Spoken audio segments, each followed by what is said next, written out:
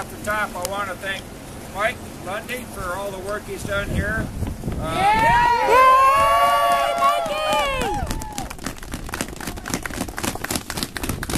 the local executive, and every bit as important, every one of you. We just toured. I want to say thank you to the super, a really decent human being. I think I understand from Mike is very supportive in the way he talks. I get he's very supportive. I want to thank the mayor for coming out and a couple of city councilors. But just to say this, we're doing the Crisis in Corrections campaign, and we were going to start in Ottawa, but Janine up in Ottawa, the local president there, said you should go to talk to Mike. I said I like the fuck, so Ottawa gave up the spot on the roster so we could come up here first because of everything that happened. So I gotta hand it to you. I just did a tour in there, and I don't believe I could ever imagine what it would be like to work in there under the conditions that you have. I wouldn't even try to guess. So all I can say is my hat's off to you, and my heart goes out to everybody here. But you know, we just want you to go to work safe, come home safe to your families, to your loved ones, and hopefully get back to that point where you don't mind going to work, right? I mean, I was one of those lucky people. I enjoyed my job. I worked in the psych hospital. Kids used to fight the bosses now and again, but I was lucky. And but they're not what they used to be either. So Mike will be coming down to Toronto Thursday evening for an all-presidents meeting for corrections to talk about going back to bargaining table Friday. So all that's in play. But this campaign is to support bargaining, but beyond. The government's starting your budget deliberations for the spring budget, so we got to get there and get the government to put at least $100 million into the correctional system in Ontario.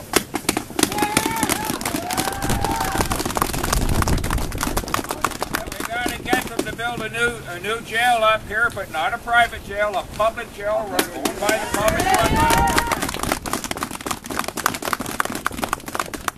Enough people in the system so you can have enough people on a shift that you're not working, you know, like overtime stressed out and you can't take it anymore. Your body just gives out. And that's for everybody that works in jails, be it the nurses, everybody, right? So, again, Mike, thanks for having me up. I truly appreciate it. Mike's been great.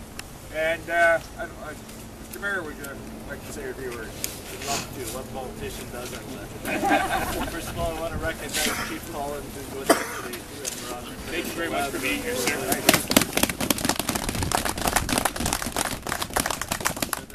This one is near and dear to my heart. 1977, I was the first police officer on the scene here of a jail riot, and the whole jail was taken over. And a lot of it was because of the conditions. And you know, I toured this facility 6 months ago or so with other counselors, and nothing has changed since 1977. Absolutely nothing. We took prisoners out of here that were overdosed. We took guards out that were traumatized and probably still are suffering PTSD. And it's high time. We went down to Niagara Falls in August at AMO and met with the Minister of Correctional Services and asked for a new jail.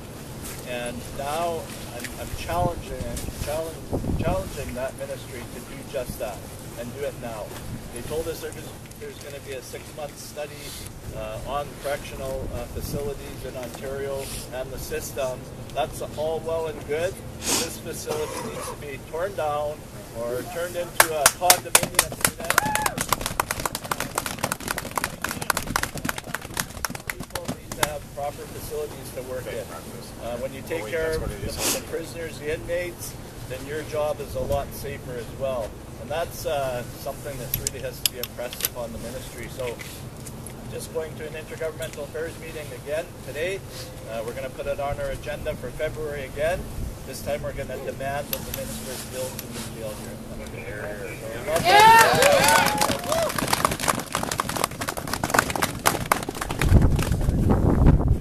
Well, I'm overwhelmed by the support out here. This is awesome. I wanted to thank Steve Smalls inside. I mean, I do want to appreciate the fact that he did show up. And I want to take a special moment to thank Smokey for being here. Again, the crisis in corrections is real. Last Monday, in Thunder Bay, we saw that.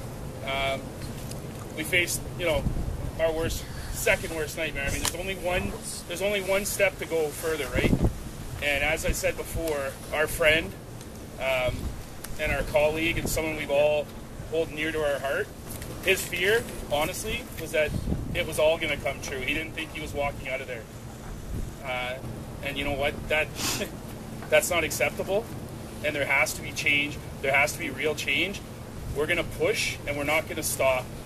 But it doesn't just take me, and it doesn't take Smokey. It takes all of us, right? We've all got to be together, and I think we owe it to Murray for that. You know what I mean? We got to make change. We got to make it happen. I don't buy into all this political bullshit that goes on about, you know, hating OPSEU, hating everything.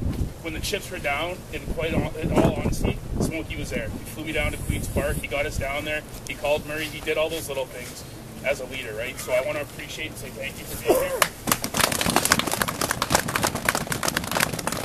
Mayor Hobbs, as always, appreciated. You're always here. You know, whenever we need something, you're always there to help. So I appreciate it. Andrew Foles from City Council is here as well. Joe Verderamo was here today. So I mean, as we can see, the community, Chief Collins, I contacted you on short notice, and I appreciate the fact that you're here. I'd like to have a little bit more wholesome discussion with you about some stuff, and we'll get to that.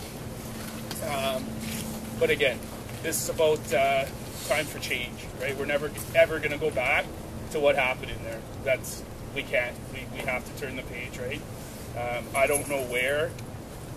I don't know how we pick up the pieces, but I guess that's something that we're going to have to start looking at. So before we take off, there's one more person I wanted to introduce to come up and say a couple words. Monty Wiesemeyer from Merck is here, our Merck chair, and he's all the way up here. I mean, he's got bargaining and everything going on, but he still made the effort to come up here and stand with us and be united with us. So Monty, if you could just come up for a second.